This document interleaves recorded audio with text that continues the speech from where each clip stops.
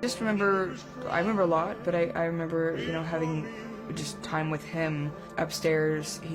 There's just 2 bedrooms upstairs at Graceland, which are not really open to the public, but he used to sort of set up a station in my room, so he had a TV and a chair and a table for himself in my room, so at any time I could wake up and he would be in there. And he spent a lot of time there when I was there. And so that was, what I remember well, in that I got to be with him, on my own. Lisa Marie Presley lived a life you could imagine, the only child of rock and roll royalty, carrying the weight of a name that never left the spotlight.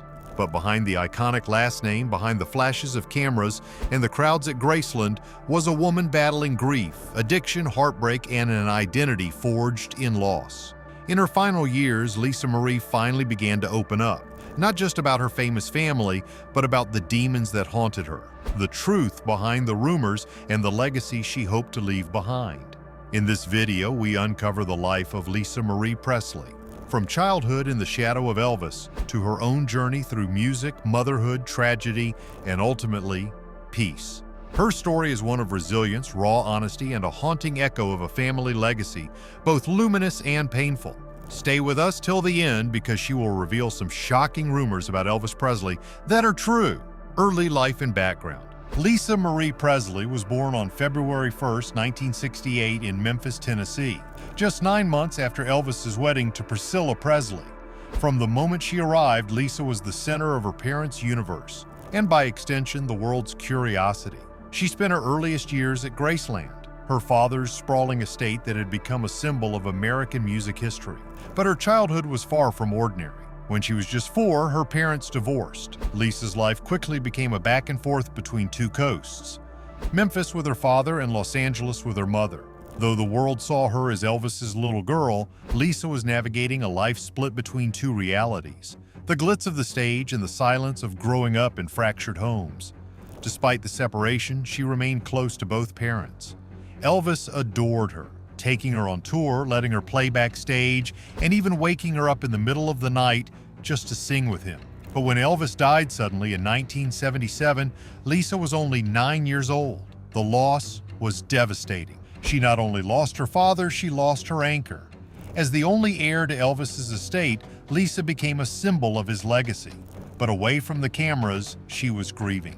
She turned inward, struggled in school, and experimented with drugs during her teenage years. The spotlight didn't protect her, it intensified her isolation. She also faced trauma in her home life. In a 2003 interview, Lisa revealed a disturbing chapter from her adolescence. Her mother's then partner, actor Michael Edwards, would reportedly enter her room drunk and behave inappropriately between the ages of 12 and 15. It was a secret she carried for years, a private pain behind her public persona. These early experiences, love, loss, betrayal, would shape the woman Lisa Marie became. They would echo in her lyrics, her voice, and her relentless pursuit of truth, even when it hurt. Relationship with Elvis. It's impossible to talk about Lisa Marie Presley without first understanding the gravity of her relationship with her father, Elvis. To the world, he was the king of rock and roll, a cultural phenomenon larger than life. But to Lisa, he was just Dad. Despite his demanding career and chaotic public life, Elvis was an incredibly devoted father.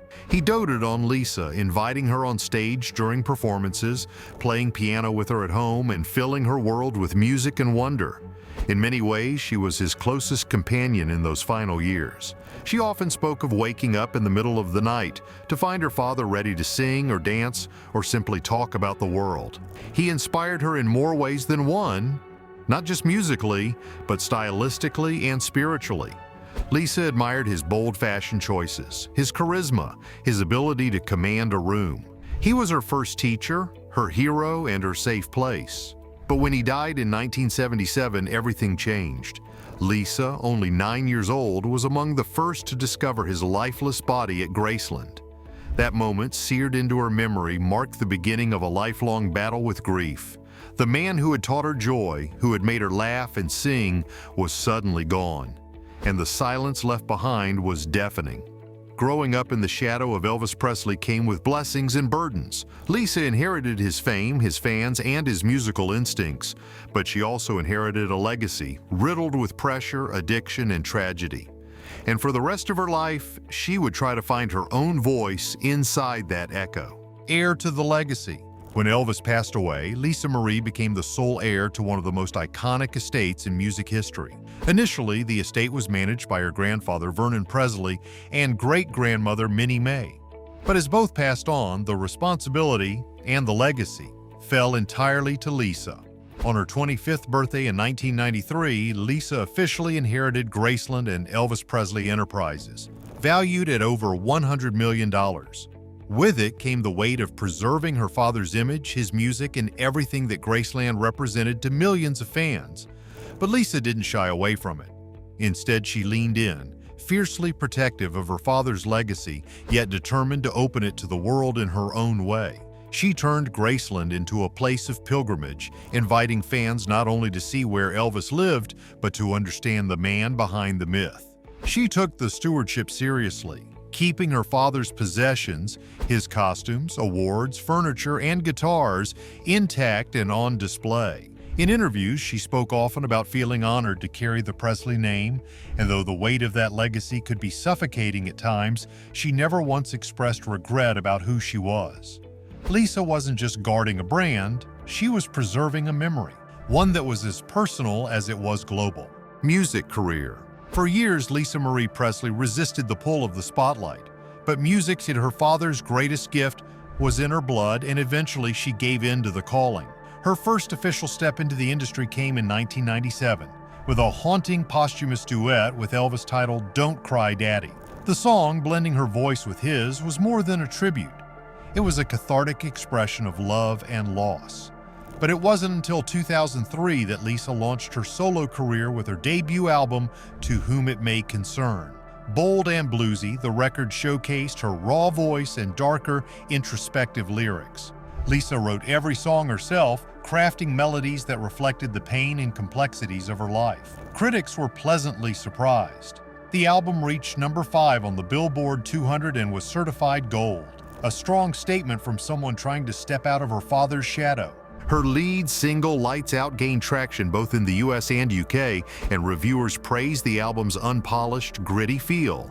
Robert Hilburn of the Los Angeles Times called it uncompromising, noting Lisa's refusal to play into pop expectations.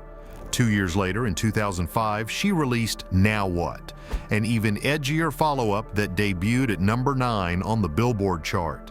When asked by Oprah about the tone of the record, Lisa said, "You have no idea who I am." It was a declaration. This wasn't a woman trading on her father's fame, she was her own artist. Her final album, Storm and Grace, released in 2012 and produced by Grammy winner T-Bone Burnett, marked a shift, though, a more rootsy Southern Gothic sound that critics hailed as her most mature work. Entertainment Weekly praised the single You Ain't Seen Nothing Yet as smoky, eerie, and emotionally gripping. Lisa's last musical contribution came in 2018 with another duet. This time a gospel track titled Where No One Stands Alone, sung with her father's archived vocals. It was a full-circle moment. She had found her voice, and she chose to blend it one last time with the man who first gave her music, philanthropy, and activism. Behind the celebrity and the heartbreak, Lisa Marie Presley carried another legacy, one of generosity. Like her father, who was known for his quiet acts of kindness, Lisa had a heart for people in need. And she didn't just donate money, she showed up. In 2005, after Hurricane Katrina devastated New Orleans and the Gulf Coast, Lisa personally joined relief efforts. Partnering with Oprah Winfrey's Angel Network, she physically loaded trucks with food and supplies, shopped for clothes and toiletries, and handed them out to displaced families. She didn't do it for publicity. She did it because it felt right. Her commitment to service extended beyond disaster relief. Through the Elvis Presley Charitable Foundation, Lisa supported literacy programs, homelessness outreach, and music education initiatives. She believed deeply in the power of the arts to change lives, just as music had changed hers. In her hometown of Memphis, she championed community efforts and received recognition from the governor of Tennessee for her ongoing humanitarian work. She also served as a patron of the Dream Factory, a nonprofit that granted wishes to children facing life-threatening illnesses. Lisa once said that she felt a responsibility to use her platform for good. It wasn't about preserving an image, it was about honoring the spirit of her father through compassion and action, relationships and marriages. Lisa Marie's love life often played out in the public eye, passionate, fast-moving, and rarely private. She was married 4 times, each relationship carrying its own weight, its own lessons, and its own heartbreak. Her first marriage was to musician Danny Keough in 1988. They were young, Lisa was just 20, and Danny became a steady presence during some of her most turbulent years. Together, they had 2 children, including her son, Benjamin. Though the marriage ended in 1994, they remained close, even living together at times in the years that followed.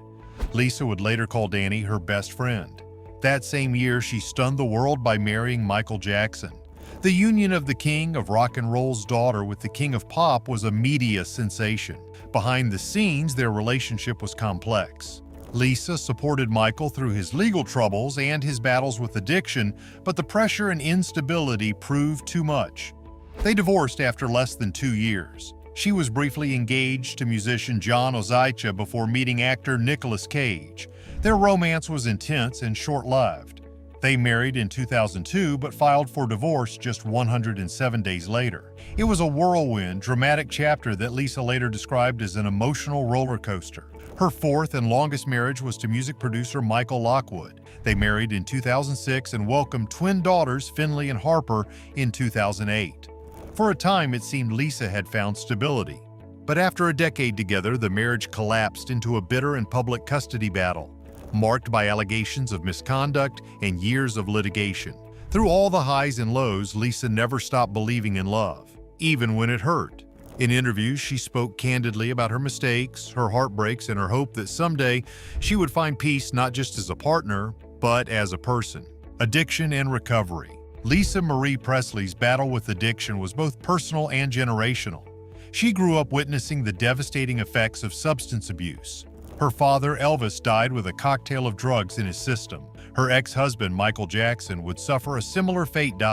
In the preface to The United States of Opioids, Lisa opened up about her own experience with prescription painkillers and opioids. She wrote, "You may wonder how, after losing people close to me, I also fell victim to opioids. I was not happy. I was in pain. I wanted relief." Her addiction intensified after the birth of her twin daughters in 2008. Though she tried to shield her children from her struggles, the pressure became too much. Over the years, she entered rehab multiple times, at least 5, always fighting to regain control. She spoke about the shame that comes with addiction, the internal guilt that silences so many. But she also found strength in sharing her story, hoping to break the stigma and let others know they weren't alone. Lisa credited her children as her motivation to recover. They were her light in the darkest moments, and though the path was never easy, she never stopped walking it. The death of Benjamin Keough. Of all the losses Lisa Marie endured in her lifetime, none was as devastating as the death of her son, Benjamin Keough. Born in 1992, Benjamin was often described as Lisa's mirror, not only emotionally close, but physically bearing an uncanny resemblance to Elvis. Lisa once said it was so striking it scared her. Benjamin struggled with the depression for years. In July 2020, at just 27 years old, he died by suicide, a moment that shattered Lisa's world. In a gut-wrenching essay for People on National Grief Awareness Day, she described how the pain was suffocating, a constant companion. "Grief doesn't stop or go away," she wrote. "It becomes part of you." Lisa opened up about the guilt she carried, how she questioned everything. Could she have done more? Should she have seen the signs? The truth is, Benjamin's death reopened every wound she had never fully healed. The loss of her father, the chaos of her youth, the battle with addiction, and the crushing expectations that came with her last name. But once again, she chose to survive, for her daughters. "I keep going because my girls deserve it," she wrote. "I carry this grief every single day, and I always will." Financial troubles.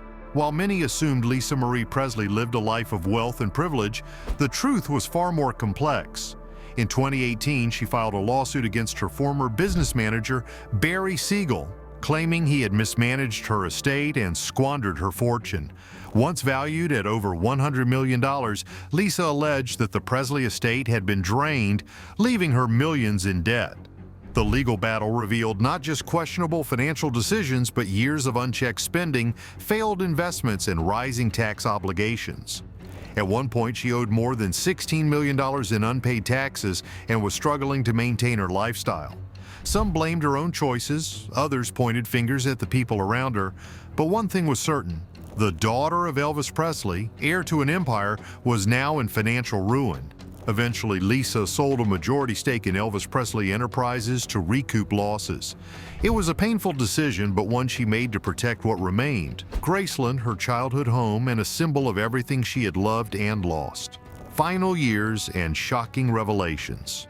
In the final years of her life, Lisa Marie Presley seemed to be slowly rebuilding. She continued writing, recording voice memos for her memoir, and focusing on her daughters. But beneath the surface, her health was deteriorating. On January 12, 2023, Lisa suffered a cardiac arrest at her home in Calabasas. Paramedics arrived quickly and rushed her to the hospital. Hours later, the news broke.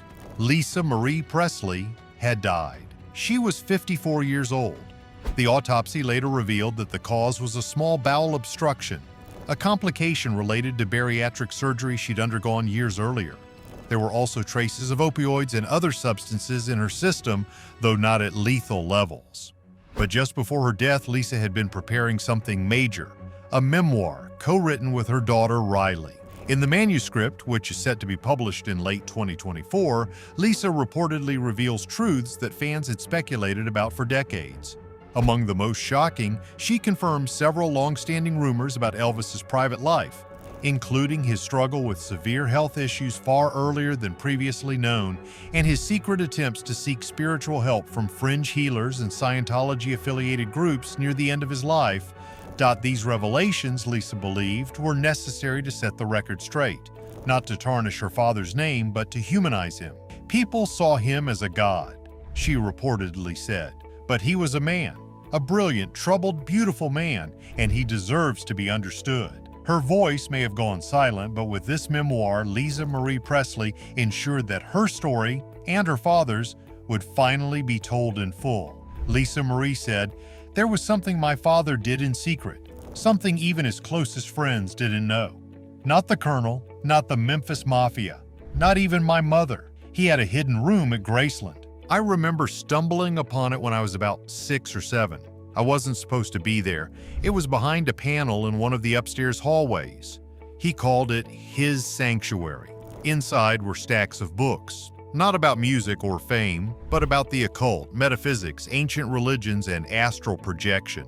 I remember seeing symbols on the walls, crystals placed in specific corners, and a small altar with candles, mirrors, and old photographs. He believed in dimensions, in communicating with people on the other side. Later, he told me he thought he was a conduit, a kind of chosen vessel. He believed voices were speaking to him, not in a delusional way, but like messengers. He said that some nights he couldn't sleep because they were showing him things. I asked who they were. He said higher ones, ancient ones, watching everything. He was scared but also drawn to it. He thought it explained the power he had on stage, how people fainted just looking at him while the world seemed to orbit around him. He once whispered to me, "I don't think it's just talent, baby. It's something else. Something not of this world." Lisa Marie Presley lived a life of contradiction, born into greatness, shaped by grief, and defined by a voice that refused to be silenced. She was more than Elvis's daughter. She was a mother, an artist, a survivor, and now a storyteller. Her truth may have been hidden for years, but now it's finally being heard. What do you think about Lisa Marie's life, legacy, and the revelations she left behind? Let us know in the comments below. If this story moved you, please like, subscribe, and hit the notification bell for more deep dives into untold stories. Thanks for watching, and as Lisa once said, truth is healing even when it hurts.